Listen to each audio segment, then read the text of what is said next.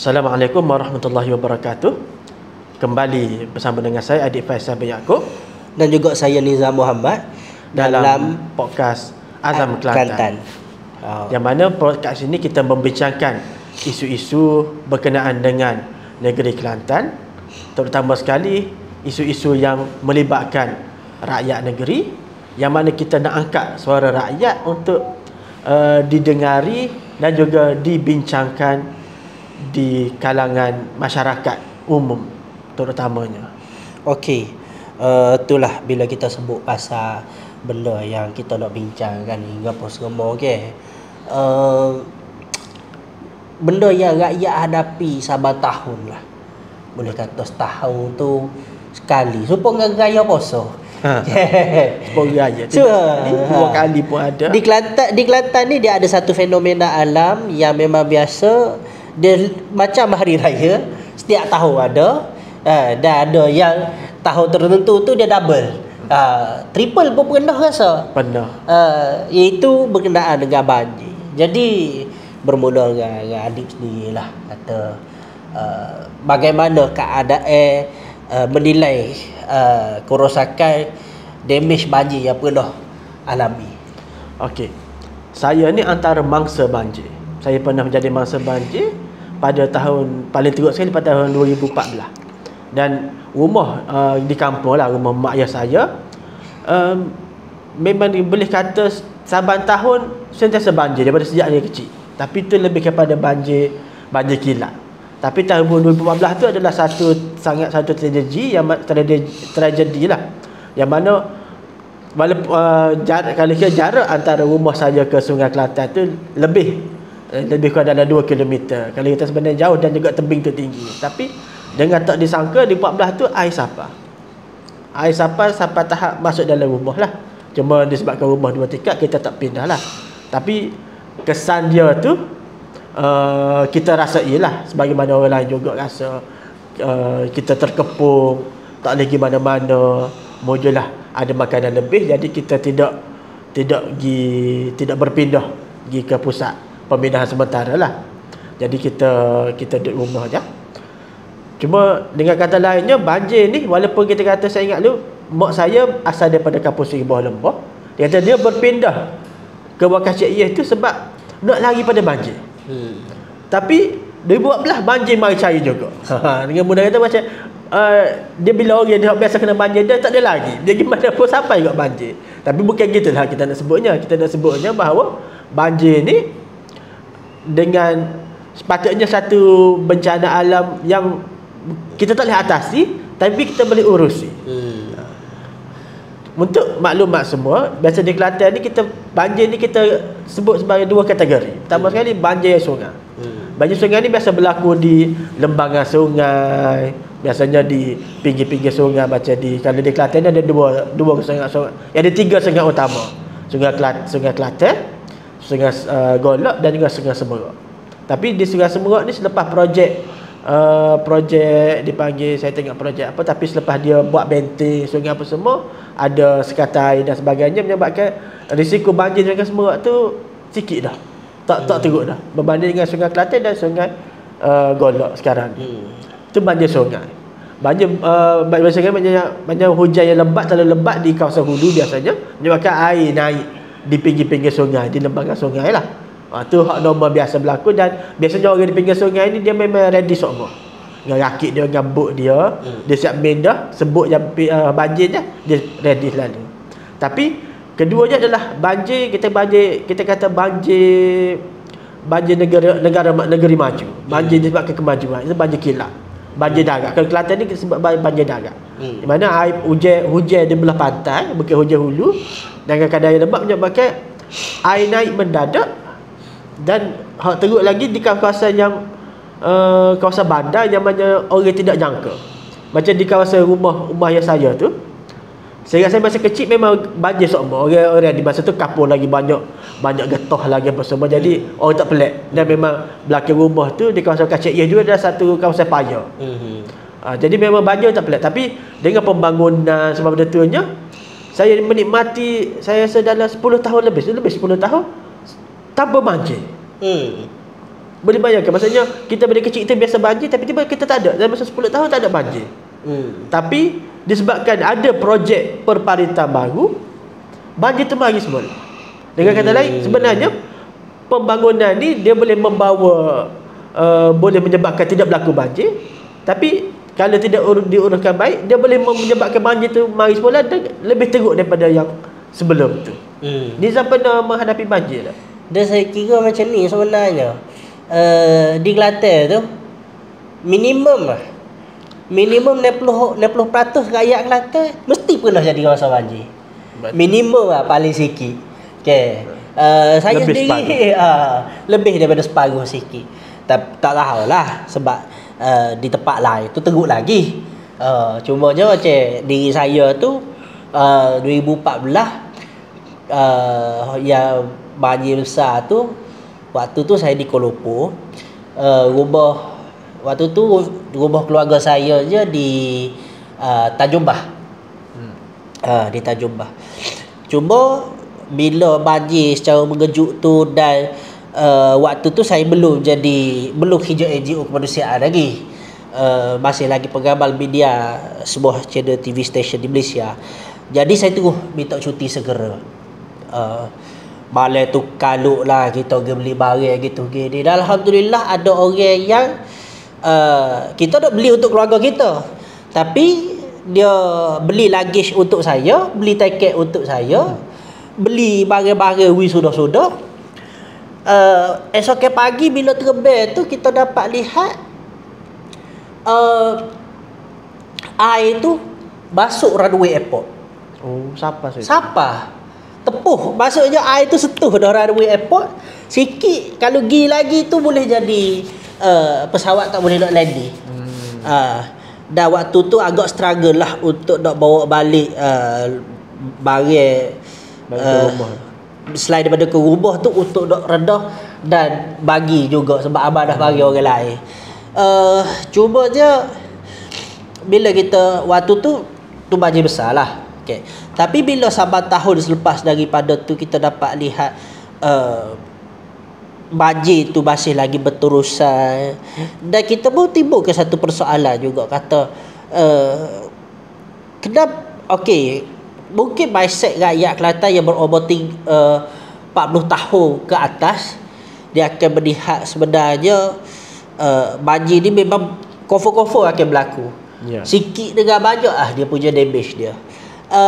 Tapi sebenarnya betul ke banjir Kelantan tu memang wajib, memang kena ada setiap tahun. Dan bila dengar pengalaman Adib tadi, sebenarnya dia ada yang pernah boleh diatasi. Tetapi kemudiannya tak tahulah apa yang berlaku, over control dan sebagainya.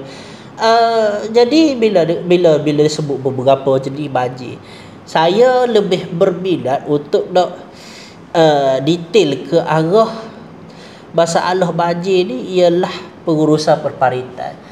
Mungkin Adib ada stories berkenaan dengan isu ni ke? Okey, dia perparitan macam saya sebut tadi, pengalaman di kampung saya tu, daripada parit yang asalnya parit tradisional, maksud parit yang tanah saja, tapi bila dibuat di masa tu projek dia tukar daripada parit tanah, dia tukar pada culvert. Bila dimasuk ke culvert tu, sepatutnya dia untuk mengurangkan banjir, mengurangkan risiko banjir, memastikan aliran air sempurna. Tapi bila parit tu dibuat dengan kita panggil bahasa kasar, dia kata buat dengan kaki, pakai dengan kaki, tidak buat dengan otak, menyebabkan parit yang baru dibuat tu lebih tinggi daripada parit dalam kawasan perumahan. Jadi air sepatutnya perumahan, air lebihan di perumahan banjir hujan lebat ni sepatutnya mengalir kepada parit besar di tepi jalan raya, tapi sebaliknya berlaku, air daripada jalan raya masuk kawasan perumahan. Menyebabkan kawasan tu jadi satu takungan air. Tasik mini. Yang lebih menyedihkan lagi, parit dari kawasan perumahan tu dia tidak bersambung dengan mana-mana parit. Dia hanya daripada jalan raya masuk ke kawasan perumahan dan mati situ. Allah. Itulah maksudnya isu perparitan ni, kita kata parit mati. Bila berlaku parit mati jadi macam itulah. tajuk penyelesaian kita minta dengan angkat kepada Tok Nguluh, angkat kepada majlis, angkat kepada Tok Wakil pun sampai sekarang penyelesaian tu tak ada betul-betul penyelesaian tuntas lagi. Bila sebut pasal pengurusan peparitan ni kan, pengalaman saya sendirilah. Dia sebenarnya bermula dengan kenyataan mantan Timbalan Menteri Besar Kelantan, Datuk Nik Amar. Timbalan Menteri Besar. Mantan Timbalan Menteri Besar, maaf. Waktu tu beliau sendiri mengakui bahawa antara punca banjir ialah berkenaan dengan pengurusan peparitan yang ada masalah. Dan pada waktu tu saya dah terlibat sebagai aktivis NGO lah. Dan bila kita turun ke lapangan, kita dapati banyak keadaan. Yang pertamanya ialah ada dua longkang yang mana di tengah-tengahnya ialah jalan ataupun lorong nak masuk ke kawasan perumahan, perkampungan dan sebagainya. Dua longkang ini dapati tidak bersambung. Tak bersambung. Nampak macam bersambung. Tapi bila air surut, kita pergi kelis semula, kita pergi tengok semula, kita dapati tak bersambung. Tu paling banyak yang kita jumpa. Yang keduanya ialah bila kita turun, khususnya kawasan yang paling popular banjir ni di Atas Panjang lah. Dan ada beberapa perubahan tertentu tu bila kita kaji dia punya mapping parit tu, kalau ikut kaedah yang sepatutnya ialah daripada parit depan rumah, daripada puncak air daripada rumah tu keluar ke parit depan rumah, parit belakang rumah, pergi ke sumber air yang lebih besar. Pergi ke anak sungai, tali air, sungai, dan kemudiannya turun ke laut lah.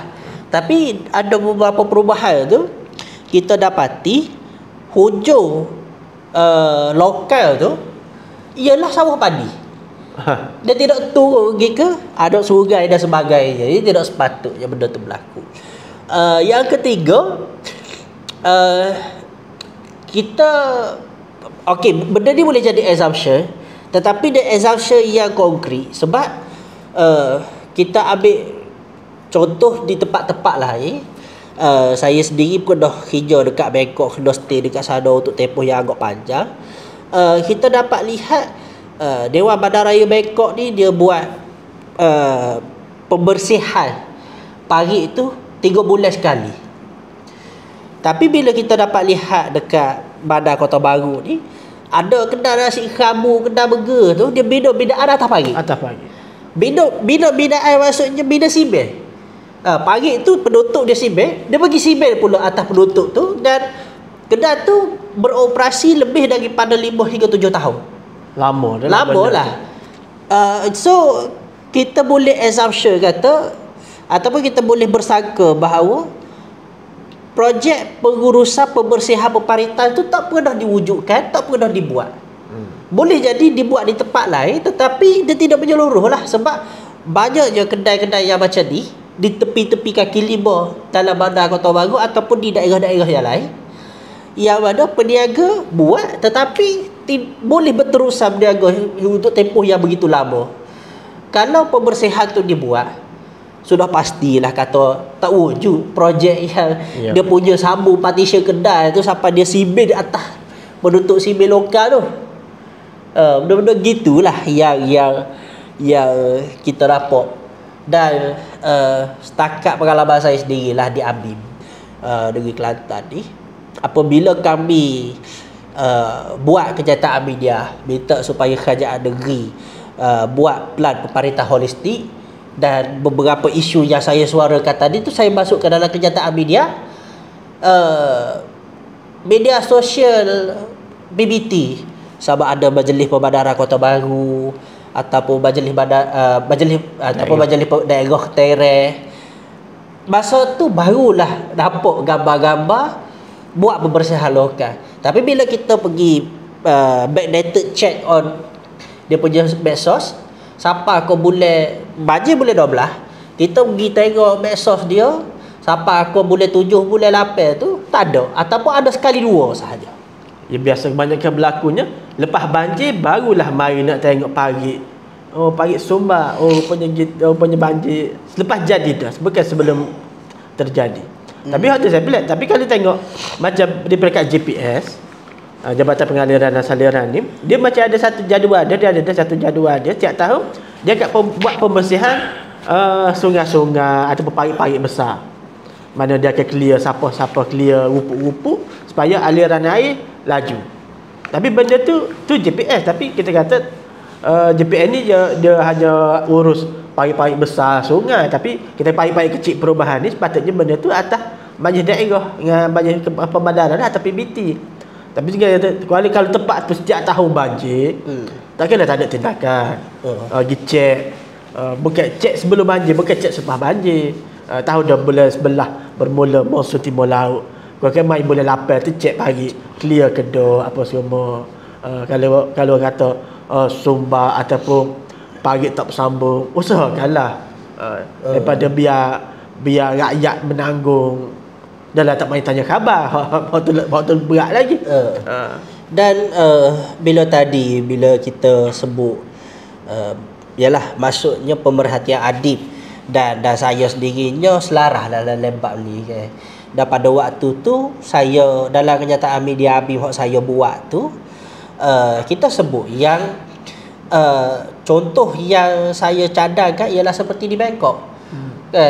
Lama dia akan timbul persoalan.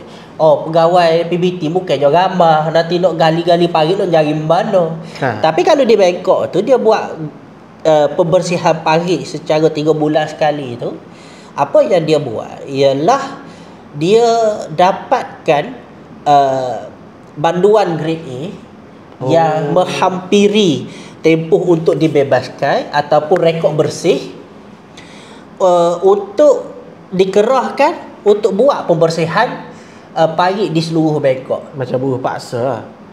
Kita tidaklah kata macam tu. Kalau buruh paksa tu maksudnya tak ada ganjaran ibuhan kepada dia.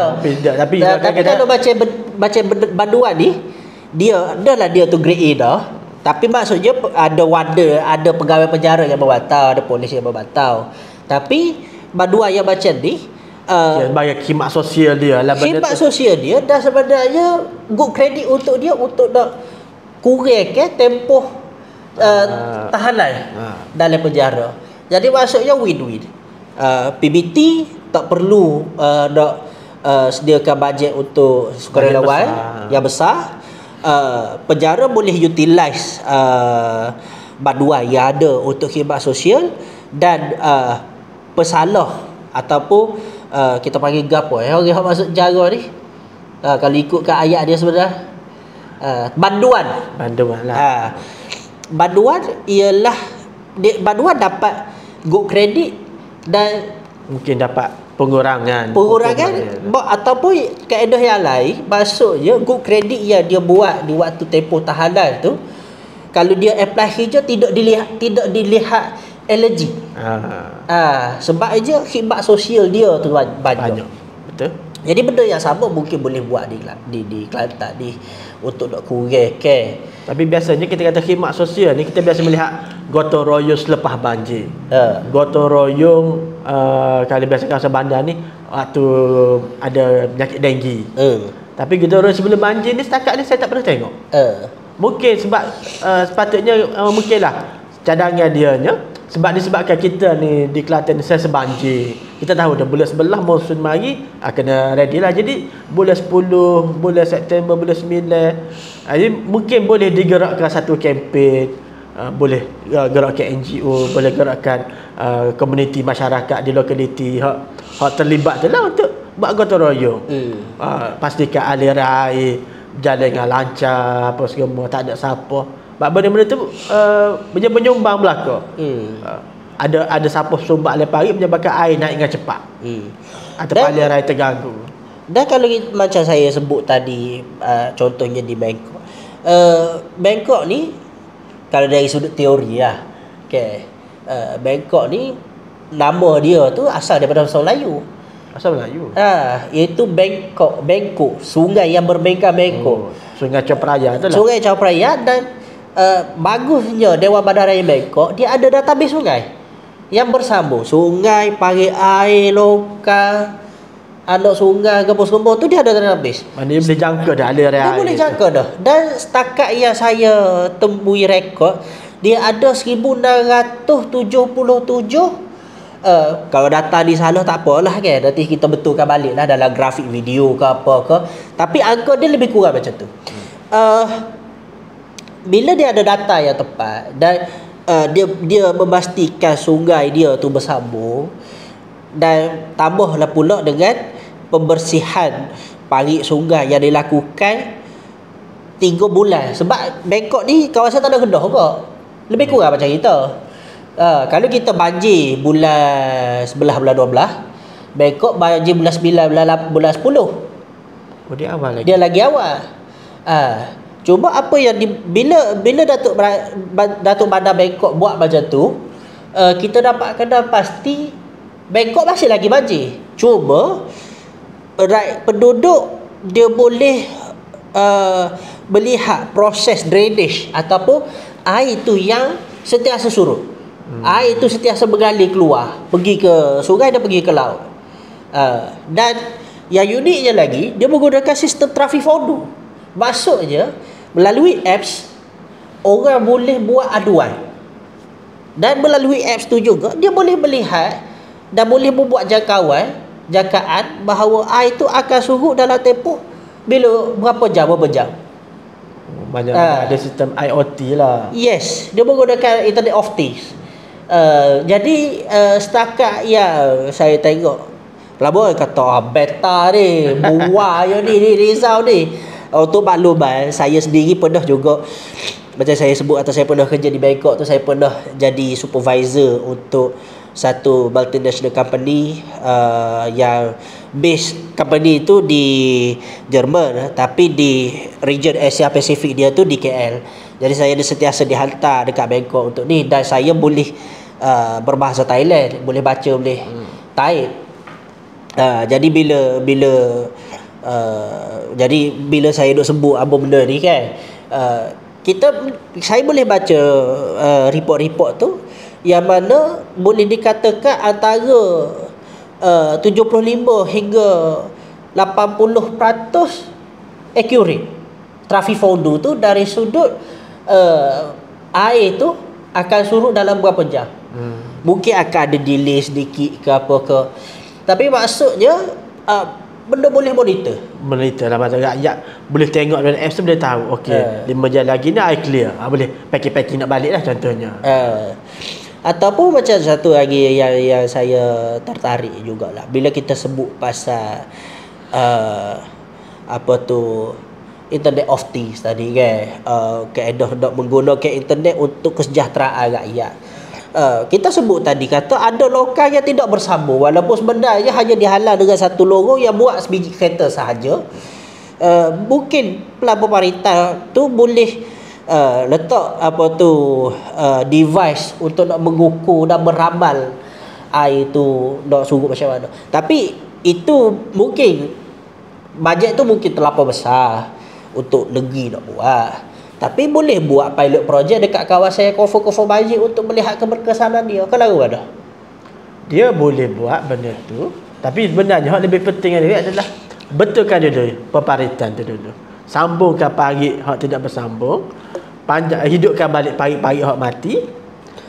Dari segi IoT tu sebenarnya lebih praktikal untuk banjir, kawasan banjir yang kesan dia terlalu buruk lah, macam banjir sungai apa semuanya. Kalau banjir kilat ni kadang-kadang berlaku tempat tu, kadang-kadang tak berlaku. Macam contoh masa saya pernah duduk di Kok Lanah dulu, satu masa dulu, masa pembinaan Lebuh Raya Kota Baru Kuala Kerai yang di perekat pasar melalui kawasan Kadok Ketereh lah, sekitar tahun 2017 masa tu, 2016 ke 2017. Masa tu hujan lebat di kawasan Ketereh tu menyebabkan kawasan yang tak pernah banjir selama ni tiba-tiba banjir, disebabkan aliran air yang kita kata aliran air biasa berlaku, air biasa mengalir kawasan tu tak dapat mengalir, tersekat dengan sebabkan projek pembangunan tu. Jadi kita kata kalau kita nak buat IoT tidak sesuai lah. Tapi sebenarnya benda tu kena ada jangkaan awal bahawa bila kita sekat aliran air tu akan berlaku banjir kawasan tu. Jadi sepatutnya pihak berkuasa tempatan ni, PBT ni kena buat jangkaan lah benda-benda tu. Oh kalau ni pagi ni patut siap boleh 10 siap dah, tapi tak siap dah. Jadi kena maklumkan kepada penduduk ada air. Kalau hujan lebat ni mari ni banjir ni, kena berjaga-jagalah. Bukan selepas mari air naik baru nak gitu tolong, orang kata terlambat dah lah. Dan pasal pemakluman ni kan, kalau saya sebut ni mungkin sinis, mungkin orang melihat sarkastik, tapi kita faham kerajaan negeri yang mempunyai konsep membangun bersama Islam. Dan kalaulah hebahan ceramah tu dilakukan begitu sangat aktif dan laju, kenapa hebahan sebegini rupa, macam air nak naik, kena pindah, kena ni, tidak laju dengan sepatutnya? Dia sebenarnya dia bukan tak ada kemudahan, bukan tak ada teknologi, tapi lebih kepada tak ada kesedaran. Cara kasar kita sebut, kita macam tak sedar pun benda tu boleh buat. Lepas orang bagi tahu, lepas benda jadi, oh boleh ke buat gitu. Padahal kalau selama ni, saya ingat lagi masa saya sebahagian pada parti politik ni, kita boleh hantar SMS kepada pengundi, sila undi calon sekian-sekian. Tapi dalam bab banjir tak boleh buat gitu. Gelah kali political will jugalah sebenarnya. Betul. Kesungguhan politik untuk nak menjaga kesejahteraan rakyat tu.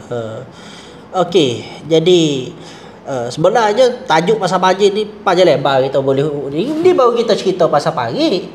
Kita tak cerita pasal Empagai, kawasan Tadahan, banjir daripada hulu. Betul. Mungkin boleh jadi kita akan buat episod lanjutan ke apa kan.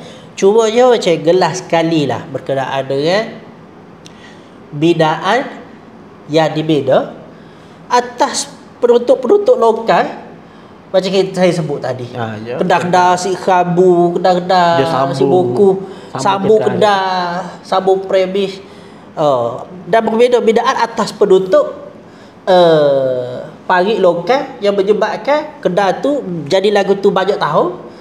Jadi tapi bila kita tanya pihak-pihak tertentu, dia rakyat kata buat pembersihan. Tapi kita tengok dengan keadaan macam tu, apa pandangan adik dan mungkin cara penyelesaian yang boleh dilakukan? Dia pihak PBT dia kena lebih bertegas dalam hal ni lah.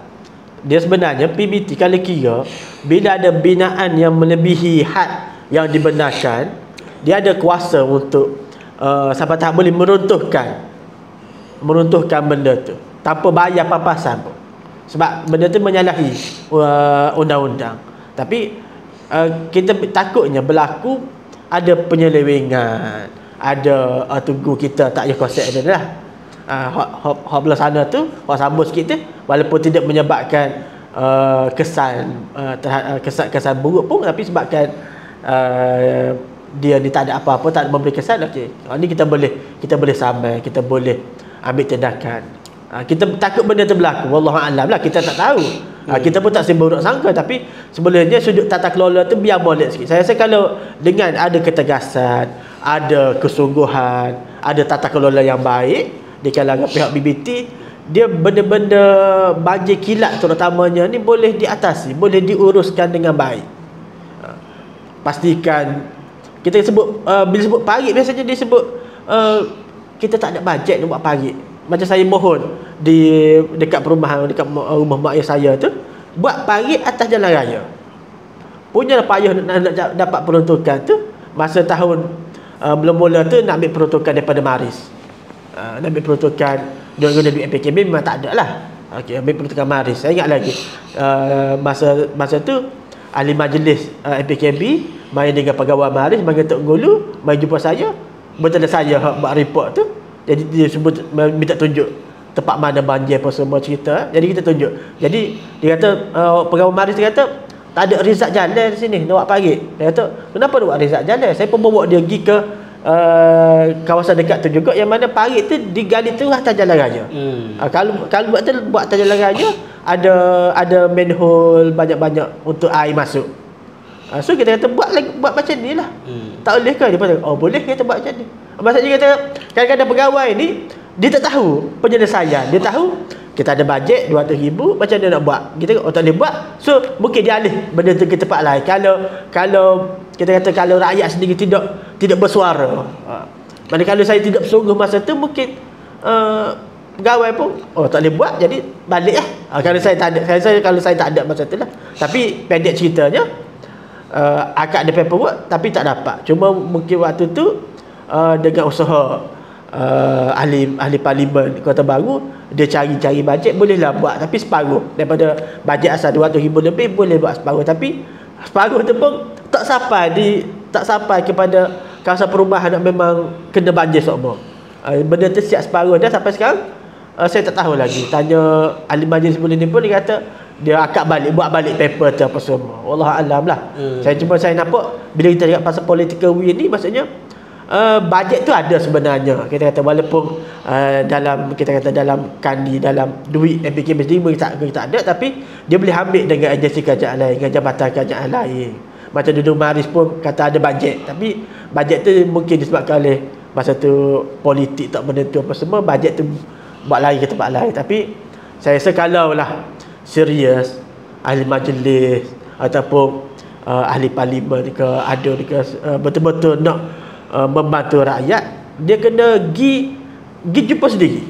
Kalau perlu bawa rakyat, bawa penghulu, bawa mangsa banjir ni naik ke pejabat, dan apa pentingnya dia kena tunjukkan kepada publik bahawa dia bawa dah ni. Saya bawa di masa banjir, kita mari ke jabatan kerajaan sekian ni untuk mohon peruntukan buat parit sekian-sekian sini, ada masalah banjir setiap tahun, parit tak ni. Kita di peringkat ni tak ada duit, tak ada peruntukan bercukupi, jadi kita minta peruntukan jabatan sekian-sekian. Saya rasa kalau dengan dia menonjolkan agenda dia tu, pertama sekali dia dapat positif merit pada dia. Keduanya, jabatan ni bila wakil rakyat ataupun ahli majlis tunjuk kesungguhan lagu tu, takkan dia tak boleh nak cebejah apa semua. Lebih-lebih kalau menteri di atas pula nampak benda tu, menteri boleh hello. Saya rasa benda tu boleh buat. Kita tidak mengharapkan benda tu boleh selesai dalam tempoh 6 bulan, 7 bulan. Tapi kita nak tengok ada usaha. Progress tu nak nampak. Tapi ni baru kita cerita buat parit saja ni. Empangan tak sentuh lagi. Banjir di Belah Hulu tak sentuh lagi. Apa tu tadahan juga apa semua. Kena sambung ni. Tengoklah dengan siri yang akan datang. Gua ada. Okey. Jadi gitulah pendengar-pendengar Azam Kelantan sekalian. Adakah setelah daripada anda mendengar komen-komen kami yang sebenarnya rakyat biasa juga, ya betul, dan kemudiannya melihat bahawa perlukan sebuah azam untuk nak berubah Kelantan yang lebih baik. Berubah ni sebenarnya tak perlu sampai ke peringkat tunggu time pilihan raya ataupun turun ke jalan raya, ataupun turun. Dia apabila benda yang kita kecek ni ialah benda yang kecek di kedai kopi, cuma kita akak digital. Setuju share, tak setuju komen. Kita boleh dengar, dan mungkin episod-episod seterusnya kita akan tengok feedback dan kita bahaskan juga. Ya. Kalau ada cadangan berlainan alternatif kepada hak mana kami kemukakan ni, sila. Jadi ialah kepada orang yang mendengar ataupun terdengar benda ni, orang tengok video-video pendek dekat Facebook ke, dekat YouTube ke, ataupun dekat TikTok ke. Tapi kalau yang dekat free, dah kena gambar dah. Okey, untuk dengar pun boleh follow kita di Spotify, di YouTube channel, dan juga di Facebook kita Azam Kelantan. Dan jangan lupa penting sekali like, subscribe dan share kepada kawan-kawan. Jadi sekian sajalah untuk episod kali ini daripada kami berdua, dan mungkin juga aspirasi daripada rakyat sebab kita rakyat juga. Kita ni rakyat biasa.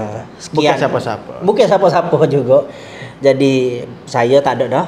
Jadi sekian daripada saya sahaja, Nizam Muhammad. Dan saya Adik Faisal. Jangan lupa untuk kita dengarkan Azam Kelantan pada episod yang akan datang. Sekian saja. Jumpa lagi. Assalamualaikum. Assalamualaikum.